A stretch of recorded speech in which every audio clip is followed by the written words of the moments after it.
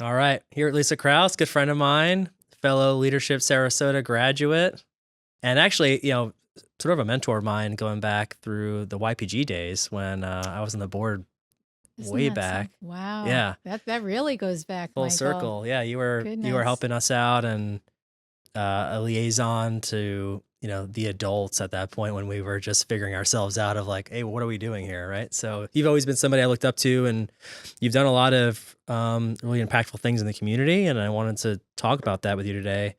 I know you've run in leadership roles for FCCI. You helped lead the Chamber Board of Directors. You've ran the EDC here in Sarasota. So a lot of different aspects that you've really given back and really worked to provide make a culture here.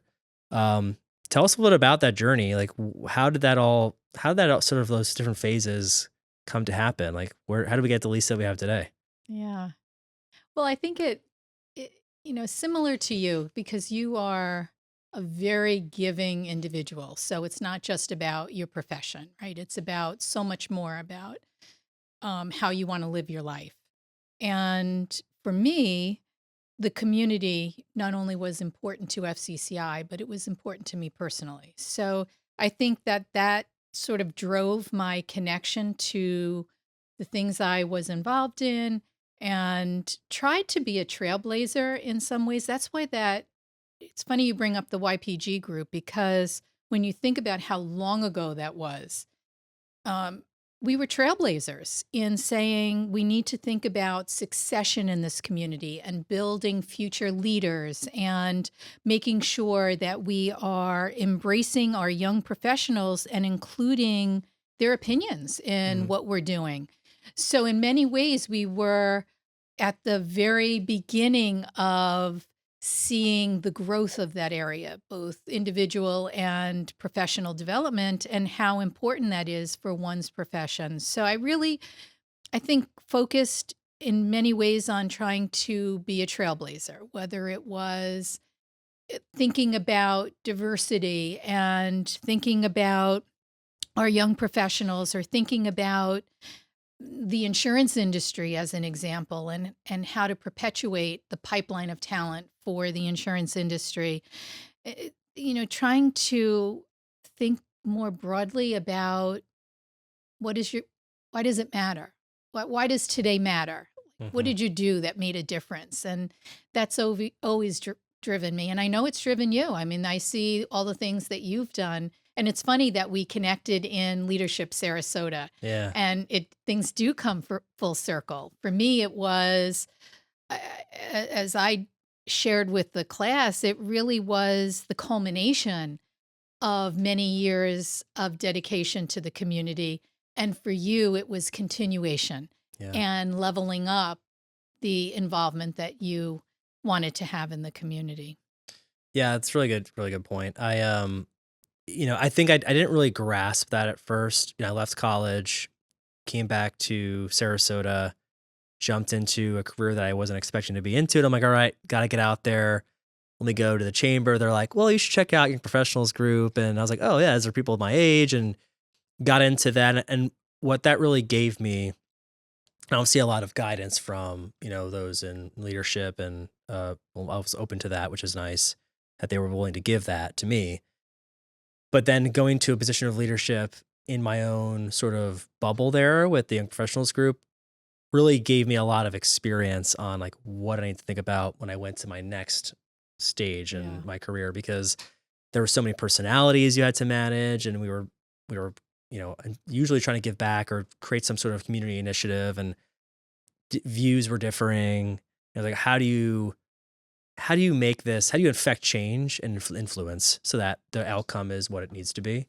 And with the help from you and others that had given us a mentorship, Yeah. and obviously a lot of mistakes, like a lot of Oh, mistakes, wrong yeah. decisions, bad outcomes, frustrations, late nights were like, I hate this, and why am I even doing this anymore?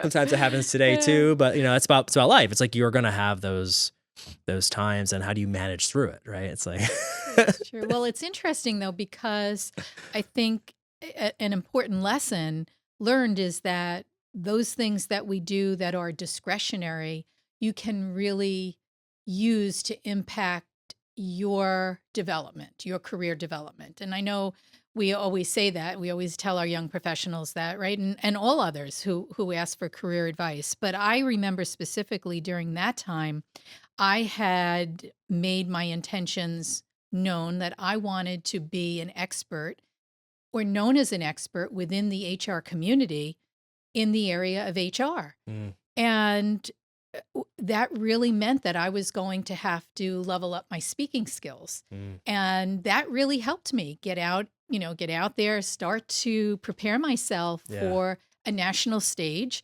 which I ultimately, developed speaking at SHRM, the SHRM conference and Yeah. HR Florida and things like that.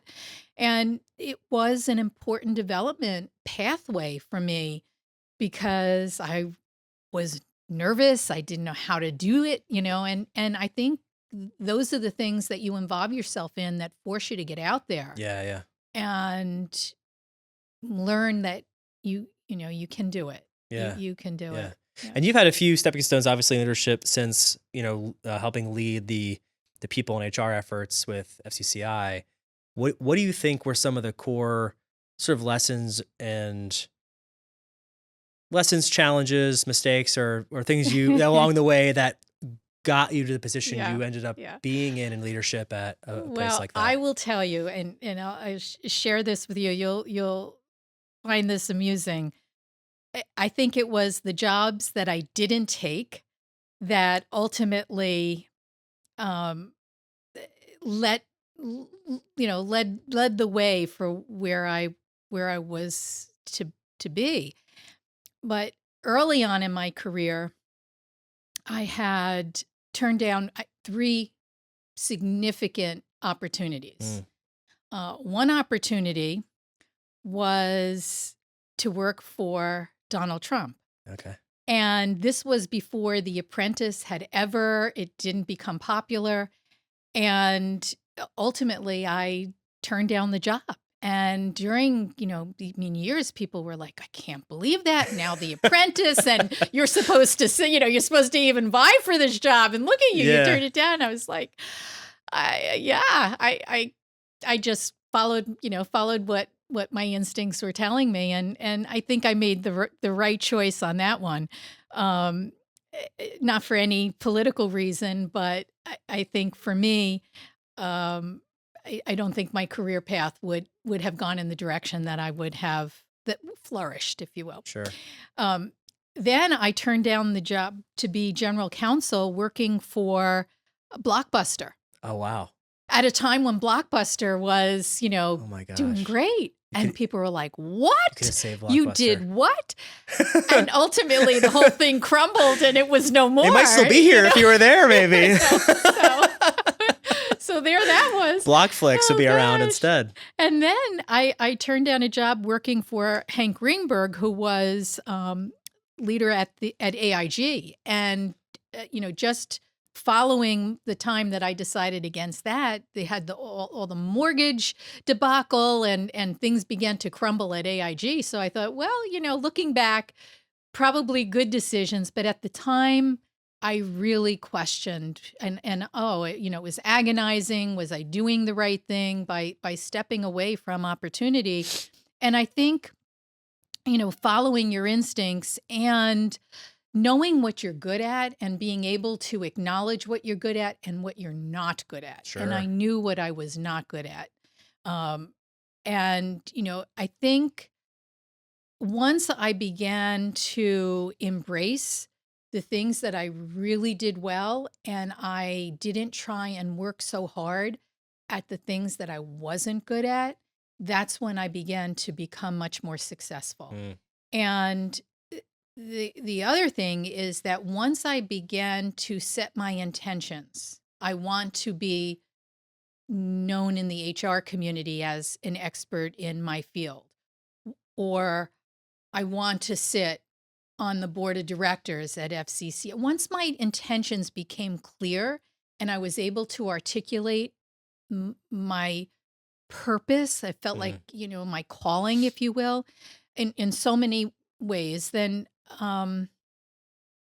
then I think my success began to change. And Yeah. I wish I had done that early on in my career. I wish I had been much more thoughtful Mm. about my intentions of where I wanted to go instead of being embarrassed that perhaps I set my sights too high or you know, I think I tried to minimize my potential, and I think perhaps, I hurt myself Mm. along the way until I began to embrace who I was and Yeah. began to acknowledge Yeah. that there were things I did okay. That's good. So, Yeah, that's great.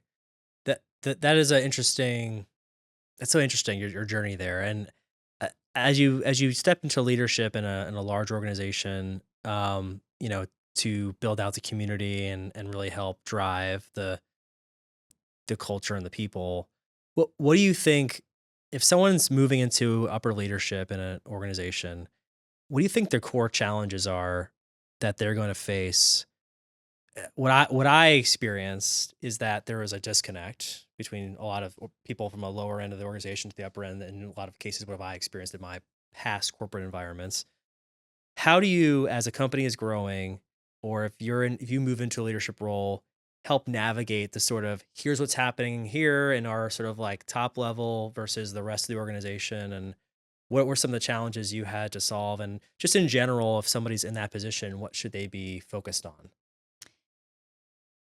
I think, and you even said it when you sat down at the table and we began just, chatting as we got ready for this podcast, but everyone has a story. Mm. And, when I was at FCCI, I felt it was so easy to cascade the messages up and down and sideways because relationships were created. And knowing people's stories, I think, changed the upper and lower part of an organization. It didn't look like that to me. Mm.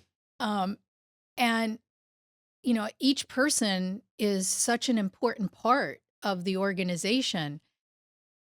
And trying to highlight why what that person does, how that matters at the end of the day when we talk about profitability or we talk about an AM Best rating or we talk about expansion in different states to really make it relevant to the individual who is processing a policy in their department. Like, what happens to that policy?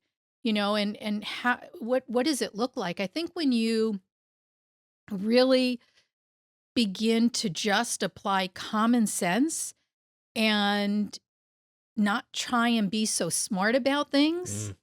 but just try and connect Yeah. about things, it Yeah. becomes so much easier. But I just was always in awe of the stories people had. They fostered children. They were professors. They were pastors. They were a firefighter, outside of the office on their spare time. I couldn't believe the life stories that each person had. And so it changed the way I looked at everyone. Mm. And their lives became so much more important, Yeah. right? And the why are they there? Why are they doing what they're doing? Right? Yeah. And I think the the bottom line in organizational success is to try and obtain the discretionary effort that each person has. Mm. Not the job, not can you Sure. do this today, but it's that extra effort that makes a person care enough to have an emotional connection with the community that they're a part of and creating that sense of community within the organization. And I'm not discounting policies. I'm not discounting, you know, the the way things should be done in an organization in terms of, lack of a better word, rules. But I I think when you create a sense of community, Yeah. people feel differently. Yeah. And it doesn't look the same to each individual. What's important to one person is not exactly the same to another. So you've got to apply some judgment calls. I remember an individual's house burned down, and we were taking up donations and somebody had a truck and brought the truck over, and somebody had furniture, somebody had a rental property, and the community came together Mm. to support that individual. But at a different time, that same approach wasn't going to work for the individual, perhaps, who was adopting a child. And we started to think, we don't have any policies around adoption as we do with the birth of a child. Mhm. Maybe we need to think more broadly about what would be important to this individual, as they're beginning to take on a family, Yeah. the adoptive family. So I think just having an open mind about how you create that sense of community and how you allow people to see more broadly about others' Yeah. lives, Yeah. . Yeah, no, I can see that as like a main driving force in establishing a culture of like who we are as human beings and as a company and what we're here to do, right? It's like what impact are we here to make in our community with our end user and our clients? Like what's the actual net result of your efforts and why would you want to, you know, stay 5 extra minutes because not because I asked you, but because you want to be there Yeah. for 5 extra minutes to do something, Exactly. right? Exactly. And then like protecting that culture. We were just talking with someone else earlier about this, like what's some of the hardest things you have to do in leadership. And Yep. one of the things was like having to let somebody go. And it's like, everyone's got to do it at some point. And, you usually hire really slow and you got to fire fast. But it's like, it's as for me, it's like painful to have to say, hey, sorry, like you shouldn't be here. But then I thought about it and, I have to tell myself this. It's like, all right, well, there's two things. One, it's not helping the overall culture. It's bringing morale down if that person is not a good fit. And it's really not great for them either because they're probably not in the right position, shouldn't be doing this, should be doing something else. And Yep. they're not even able to take their job and use it as a launch pad. It's really not helping them. Right. Yeah. And so like how to protect the overall, what you're building, everyone needs to be sort of committed to the same end goal. It's like we're here to help to be as a family and a community. And I've seen that work well in a lot of other businesses and business owners I've talked to that have created cultures and communities around their business. Um, one of my other friends runs a clothing company and he's created a community around his clothing company. It's not just that they do tailoring of custom things. Yeah. Like people are like Yeah. really like want to be around him and be part of his journey, right? Right. That's And right. yeah, and the same That's thing with right. the other business owners that run a gym. It's like people want to be part of that community. So I really appreciate what you said about that because it really I think makes a lot of sense. Yeah. Um, how do you think that translated to going from or what's different if you Yeah. are running an organization, but then you are then working on a sort of board of directors with a bunch of community leaders. Everyone's a leader, quote unquote, right? And trying to accomplish objectives. Like, Yeah. what are some of the big things that you had Yeah. to figure out in a role like that? Yeah. Well, I will say, as I look around the FCCI board table, I mean, there are individuals who have a deep connection and commitment to the community. So, but particularly when I look at somebody like a Jack Cox, um, I don't think he probably would see himself as a mentor to me, but I look at an individual like that and I'm just in awe of his approach.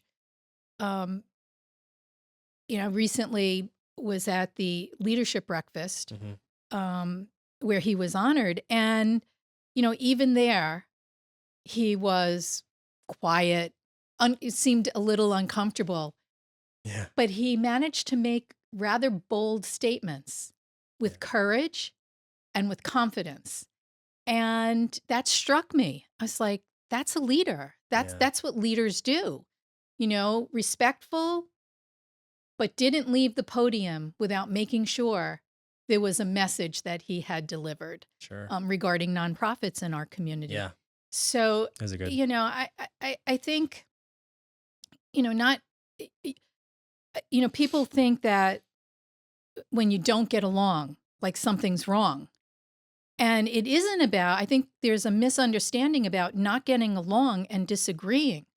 Disagreeing is really important and really healthy. You don't want everyone on a board to be thinking the same or be looking at an issue the same way.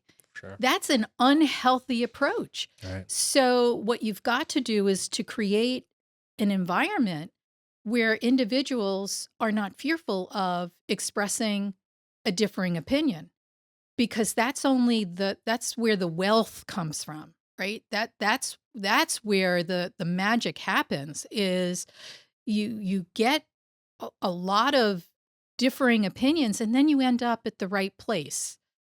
And I always, I always question when people are like, wow, they don't, I'm not talking about FCCI. I'm remembering one particular situation where we had a board meeting, and it was, an employee happened to have been there.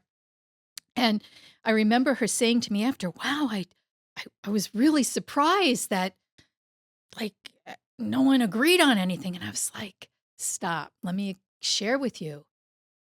That means that this is a very successful meeting, that you saw something that should happen everywhere. People shouldn't they shouldn't close their mouth and feel uncomfortable. Yeah. And you've read every leadership book there is, the same as I have, where you Sure. look at the disasters that have occurred, and you're like, how many people didn't say something or Yeah. didn't do something at a certain point in time when they could have made a difference? Yeah. And so but creating that environment can be uncomfortable, right? And I think just acknowledging You got to run towards that. yeah, though. you got to Yeah, do it. yeah. And Jack reminded me of that Yeah. at the breakfast. I was like, Yeah. that good job That's there. awesome. Yeah.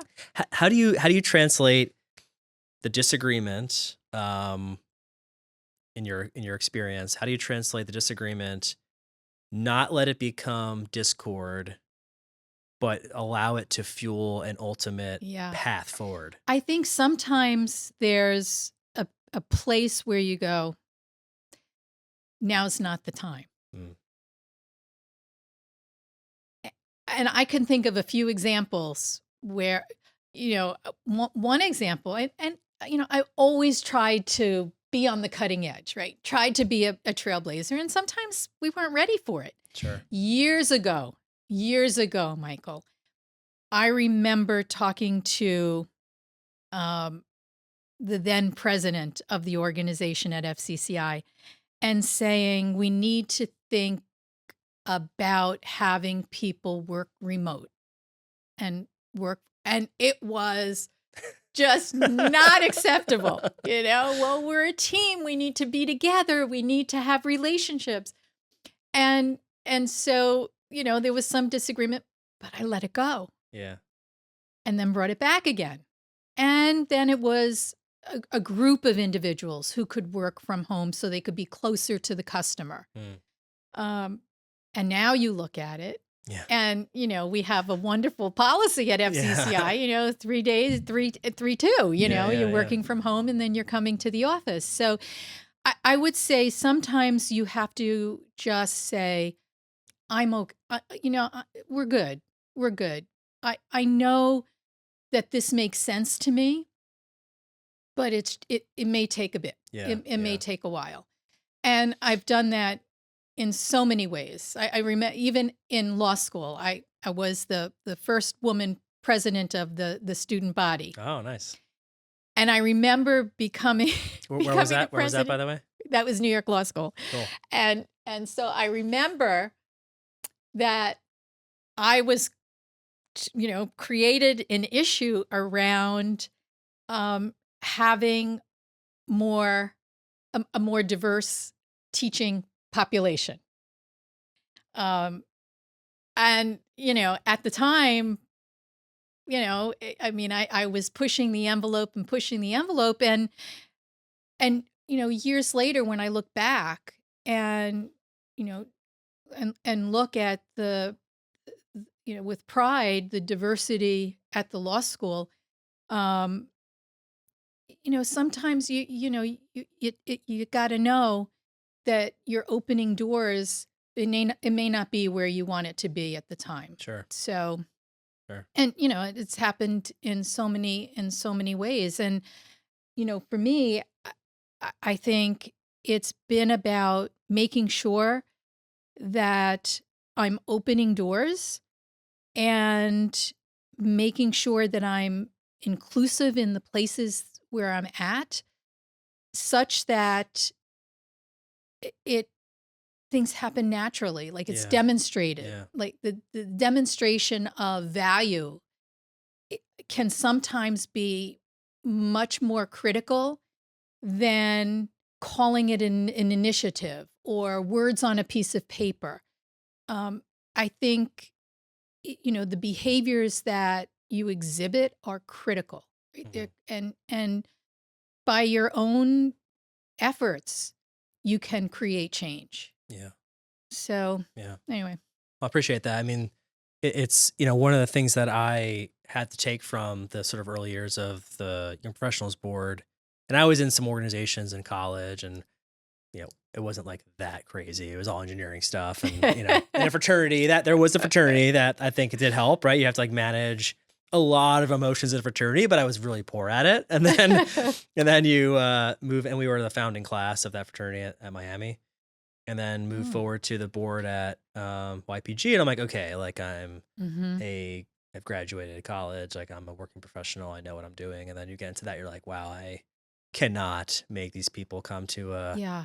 decision on things. And it took a Yes. lot of um, it really helped me build some muscles around how to work with people, listen, be better at getting people to agree on things, but also we needed to have some healthy debate on stuff. But then eventually be able to come to, okay, we need to have an answer. We need to have some way forward and agree on something, make a decision. We are as a leadership team, we have to make a decision. And it may be the wrong decision. We're going to learn from that, but we got to be like, make a decision and go, Mm-hmm. Um, so I appreciate that era helping me move into eventually being a leader in a corporate environment, which was a whole different animal in of itself. And that Yeah. was a totally different story for me. But Yeah.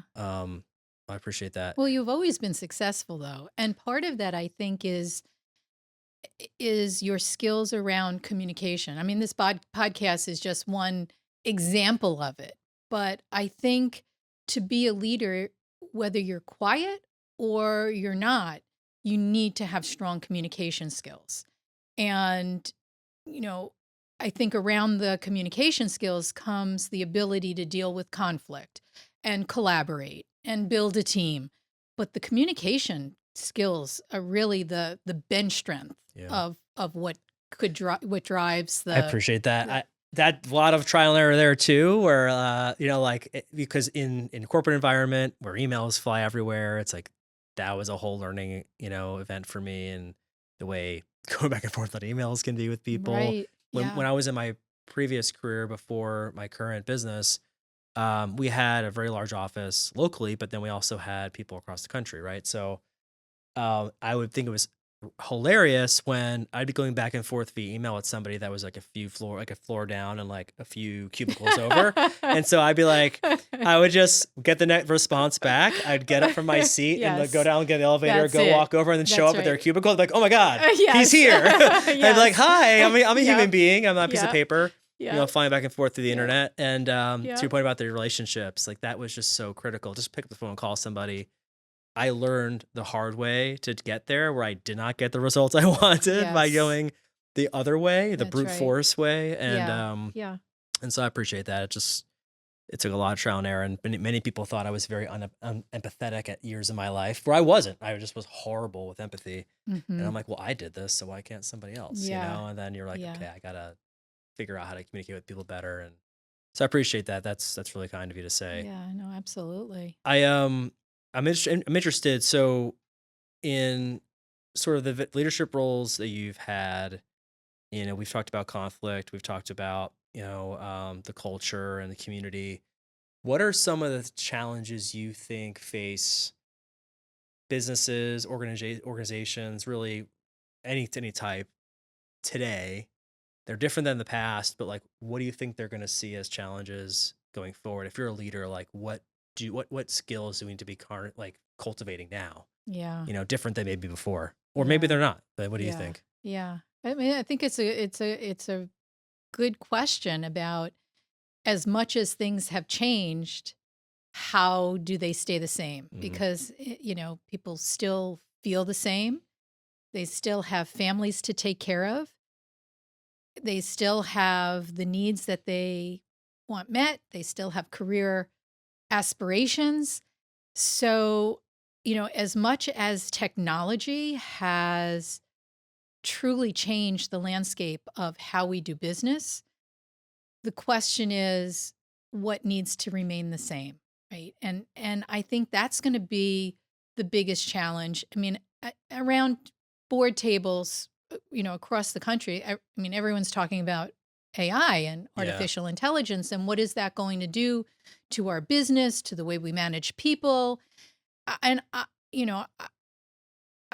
think that's, I mean, I think it's a real issue for all of us, and how do we grapple with that? yeah, Um I think the world is changing, right? We're a global uh we have a global perspective now, and I think that changes things significantly about you could be sitting in Sarasota and working with someone who is, you know, across the world. yeah, And sure. so I think there's so much that has transpired in a very short period of time. I think there's going to be a lot that's going to change in a Yeah, very short period of time yeah, as we look ahead. You just yeah, you see it coming.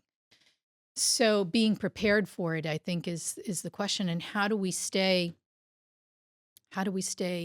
connected, and how do we continue to create that sense of community where people say, when they get the phone call or they get a tap on the shoulder, hey, I have this other opportunity, the answer is, why would I ever go anywhere else when I'm perfectly happy here? yeah. And, I learned that lesson from my son Ian, who went to Notre Dame.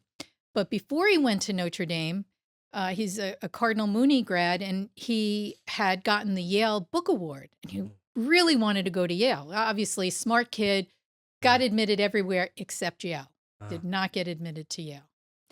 And I remember after him finishing his first semester at Notre Dame, and I saw his grades, and I'm like, Ian, you at this point, I think you're prepared to apply to Yale. And he looked at me and he was horrified. He's like, Yale?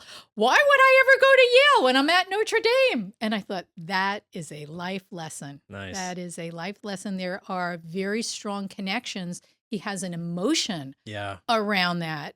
And that was a lesson for me to take away as I began to lead others. And leading others, for me, I never want people to say they work for me, they work with me. mm, And that's how I lead, yeah, right? And I think saying, why would I ever want to go anywhere else, is what we want people to say. That's that yeah, emotional connection. yeah, And how do you do that with technology in the way, with so much distance between people? How are we going to do that? yeah. And that, to That me seems is, like the biggest it's right, opportunity isn't it? right now. I Yeah. mean, how are we gonna handle It's that? like we have such an opportunity with the access to talent in so many new places and connections and clientele, but then we also have the challenge of that interpersonal connectivity where if it's just Zoom, it's like there's like this it's like decay of the culture because people get so burnt out on Zoom Mhm. Mhm. and then like just messaging back and forth. So Yeah. how do you build a community that is truly and people have done it, right? I've seen like organizations that have these like massive memberships across Yeah. multi countries, right? It's Yeah. like but how you do that as an organization, right? A Yeah. lot of organizations just haven't found like done it, right? They haven't solved that. No, You they know? know. And you know what a good I mean, data tells a story. Yeah. When you look at the turnover rate, I hear, an organization can tell me they've got values, they've got strong principles, they've got a great mission. And then when I look at the turnover, you know, and I've had conversations with organizations recently, that's telling to me. Yeah. And that should be telling to leadership, right? I think um and you've got to know people say, well, it's compensation, well, Sure. it's opportunity, and so you know I think that paying attention to the numbers and the data and what numbers tell you is a Yeah. significant part of the story, because numbers don't lie. They Yeah. really don't. I Yeah. think we've been immensely fortunate, at FCCI to create that sense of community, um, where I think people say, I don't want to leave this place. I feel Yeah. really good about it, Yeah. you know? Yeah.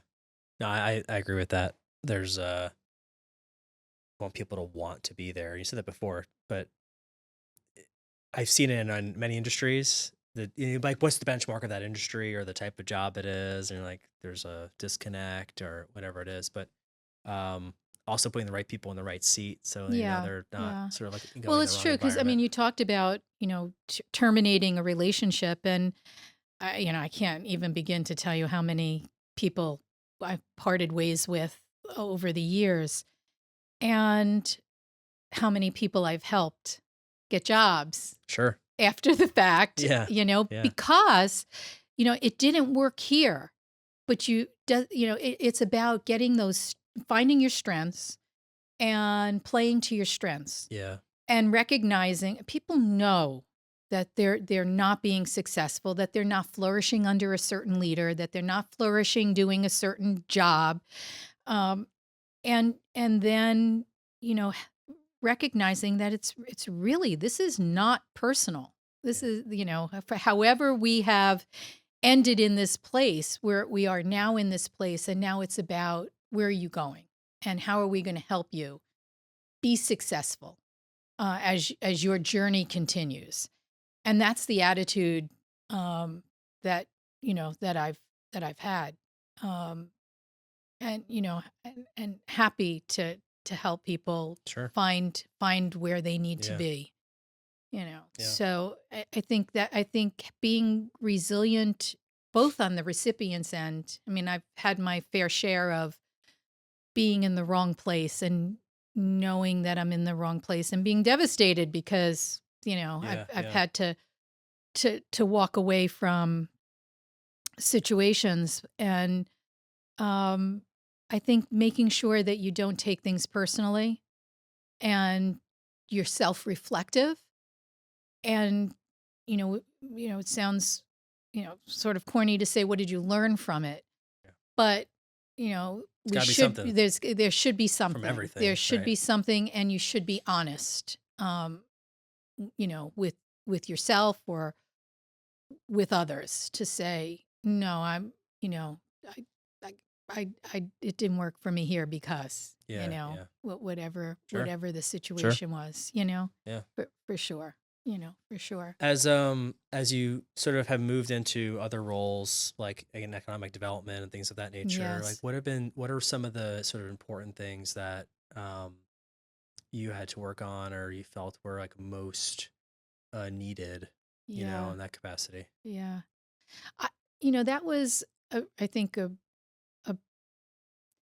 I think both a very difficult role to walk into, leading the EDC at a time when there was a great deal of turmoil, lack of faith. Um, you know, the membership was sort of walking away, and what kept me focused and building a direction and intention for that organization, Michael, I'm sure you will appreciate this. When I walked into that role and I looked at the history and I looked at people who helped put that organization together, Michael Saunders, the Jack Cox's father. Mm. I mean, I look around that board table of so many people who stayed involved because they were so committed, or prior chair of the boards. It meant something to me, and their time mattered. I wanted their time not to have been wasted. These are really smart people in our community. Yeah. And for me, I felt that I had an obligation to keep their legacy alive, but more important, they had a vision of why it was so critical to focus on economic development. And, I think certainly today, I think, whether it's economic development or any other area, I think you need to be ready to evolve Yeah. and to say, well, what does the future look like, either for this organization or for this industry? And not be afraid to ask that question, and not be afraid to be a trailblazer and to Sure. say, maybe this should look a little different. And have that, have that conversation about what's best for a community. Yeah. And that's hard, right? That is hard. So for me, it was really just building back the the backbone of the organization. And I so appreciated the business community when I was in that role. I just every day I walked away just so grateful of so many people who come together to make Sarasota stronger. I mean, I Yeah. think that Yeah. when you start peeling back the onion and you begin seeing the village behind this community, Yeah. whether it's in the nonprofit sector or otherwise. I mean, I sat on the Gulf Coast Community Foundation board for many years. I have a strong affiliation and loyalty to All Faiths Food Bank, who I've recently done some work with. And, I- you know, I just, when, you name the organization and you look at it, the leadership and the volunteers that make up, Yeah. it's just it's greater than a village. And Sure. I'm just in awe of that peeling back the onion and seeing Sure. just what makes this community tick, and just Yeah. how people care, how much people care Yeah. about it. And there's a great need. There's a huge Sure. need in our community. And I think sometimes we get caught up being in the business community of being driven to success, whether it's profitability or it's the building the and sustaining an organization for the future, which takes a lot. Um, but there's a great need in our community. I mean, there's a lot of people uh, who are suffering. There's a Sure. lot of I mean, Yeah. you see it, and we see it with the work that we do. But then you look at the Yeah. other side of it, and you've got to celebrate, right? Yeah. Yeah. The children's first and the harvest house. I mean, we just the list goes on, Sure. right? Yeah. How could you not celebrate the love that people have for doing something and making things better and making today matter, Yeah. right? And that really is, Yeah. I think, when we begin to look at, what did you do today? Did it matter? Yeah. I think you see why so many people come together to make a difference. And certainly I mean, Yeah. Sarasota is an amazing place, Yeah. right? I hope people know like all the ways that they can really be part of building the community. Like we're talking about community in the sense of like a company, sort of like community in the Yeah. sense of, different things, but like your actual community that you live in, the city, the town, that was something that I had zero knowledge of until I was part of Young Professionals and was at the chamber, and there were some initiatives, and I got to learn a lot about what was going on, Yeah. and that you didn't have to necessarily be in the political or the administrative structure of the town to really be a part of how the community was being cultivated. You could do it from so many other ways.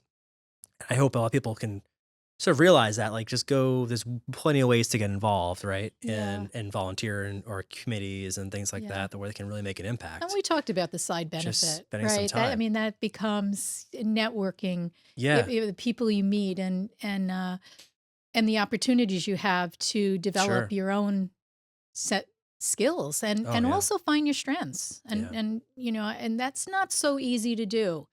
Um, to find your strengths, and to, when you walk away from the day and you say, did you feel depleted? Are you exhausted? yeah, Then you were doing something that was not your strength because you're not energized. You're yeah. not like, wow, that was amazing. It took me a while to figure it out. I mean, so I went to college for engineering, not realizing that's probably not the niche I should have been in. Like I did enjoy creating, and I was good at math and Uh-huh. physics and all that. But then go through this college career, and I'm halfway through a double degree in engineering, and I'm like, wow, I really dislike all of this. Oh, geez, And Michael. I finished because I'm like, I'm not gonna Yeah, not really. finish. Piss my parents off that we went to this Yeah. expensive school. Oh. Because I was grateful that they allowed me to do that. But and then I exited into an economy after the recession where there were like zero jobs, and I was an average, middle of the road engineering Yeah. student, not like I'm like, well, I got to pivot, and I pivoted into finance. But then I was like, I don't know what I'm doing here, and I got put into like a sales role. I just morphed into a sales role at a company, and I started finding a lot of success. I'm like, oh, like I can talk to people, I can relate to people. I like talking to people too Yeah. and understanding them and how I can help. I don't like sitting in front of a drafting board and like doing critical math for 8 hours a day. Can I do it? Yes. Do I absolutely, am I completely drained and Right. like That's right. just like dead to the world after that? 100%. Am I Yeah. energized by going out to networking events? So I can do it every day of the week? Yeah. I can do that every Yeah. day of the week if Yeah. someone really wanted me to. Yeah. But it took time to iterate. I sort of wish there were more tools, or I knew of the tools back then, even in high school, to be like, tell me Yeah. more about Me too. me. Yeah. Like Yeah. I'm glad I am where I am. If I go back and tell my younger self something, it's like, hey, like do a few assessments and Yeah. figure out if like maybe it's not the engineering, maybe it's the Right. business side that Yeah. was supposed to be Yeah. your. Yeah. So Well, I have a similar experience too, because, um, I started my career, um, thinking that, I was gonna. I worked for legal aid in Hell's Kitchen in New York, and apparently, I think Hell's Kitchen is now like an okay place to live, but yeah, it yeah, wasn't. It yeah, yeah. wasn't I still have then. friends living there. It wasn't then.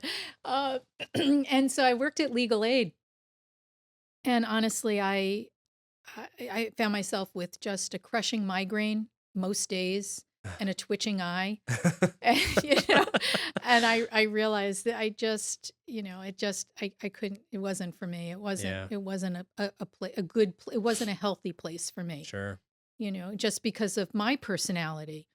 And, y- you know, I, my emotional connection with people was far too great because of, the kind of personality that I had, and so that didn't work. But I started off Yeah, in elementary ed, at NYU, and and here I am, yeah, as a lawyer. So you're right. You yeah, think you think a lot of people find that, and I think they sometimes think that it's a mistake to pivot, to change course. And and maybe the message is, if someone is listening and they're thinking that they've always wanted to do with something else, um, that's not such a bad idea. If yeah. you know, Yeah, if you find out like what you really enjoy. yeah, Yeah. yeah. I really appreciate. Easier said than done, though, Yes. because for both of us, those were not easy roads, and those No. not right. No. No.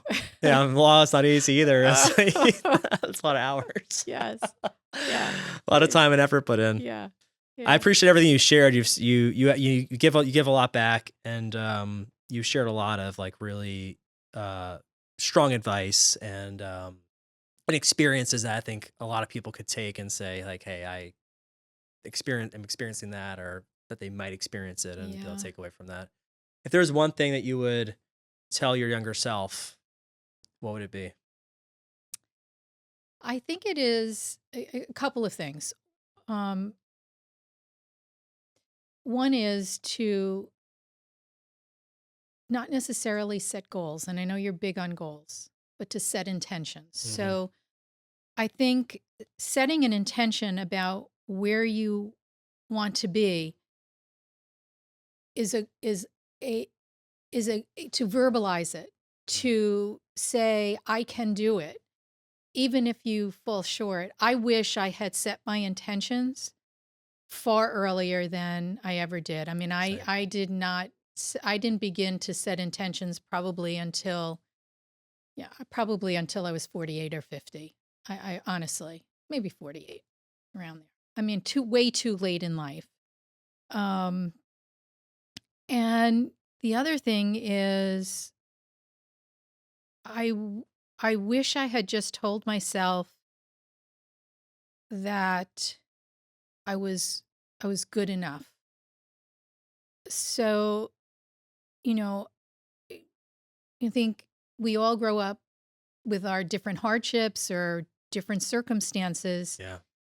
And I do think when you have financial limitations, when you're growing up with financial limitations, um, or your environment is um, has limitations to it, I think not defining who you can be or who you are by that. And I think I wish I had told myself that, because you don't know it when you're in in that place, in Mhm. a place Yeah. where society defines you by what you have or what you're exposed to. Um, and if I had just said to myself, at a certain point, you will be accountable, and you will be able to excel by self choosing, Mhm. and you don't have to have limitations. I wish I knew that. I wish and that may be why I didn't begin setting my intentions until far later in life, Yeah. right? Yeah. Because I had self-doubt. I Yeah. had a lot of self-doubt. Sure. And I think people do. A lot of I people think do. Yeah. circumstances define, Yeah. where you think you can, where where you think you can go, Yeah. which is untrue. Because once you set your intentions, that is where you will go. Yeah. 100%. I had this conversation earlier and just like it just comes right back to it. It's like the mindset, the glass ceilings, Yeah. the feedback loop we give ourselves can be positive or negative. Yeah. We can choose to make it positive and and the intentionality, I think, I mean, the goals, but also the intentions are huge. I appreciate sharing that. It's really impactful. Yeah. And I'm sure there are people that will take away from that, and hopefully that'll be able to use that and accomplish whatever they want to accomplish. But Yeah. 100%. Yeah. And that's why, the things that I've chosen now to become involved in, the Booker High School has a new performing arts hall that they're opening. And so being part of the campaign to really Yeah, support the students who are going to be part of that VPA program, just love being a part of that. This past summer led the campaign for Nell and All Faiths Food Bank for the campaign against summer hunger, making sure yeah, that our students have food in their backpacks sure, during the summer when it's not accessible to them. So, those are the areas that speak to me. yeah, And, I like to see myself, somebody said, what are you going to be doing? What are you doing, or where are you going? I think just recognizing that that's my journey that I'd like to continue to be a yeah. part of, That's you great. know? That's great. Well, we're lucky to have you in our Oh, community. Absolutely. well, we're lucky to have you, Michael, for Well, sure. Yeah. too Keep, kind. keep it up. Thank you Yeah. so much. Yeah. Yeah. Thanks for coming on today. It's been a blast. Thanks, Lisa. You got it.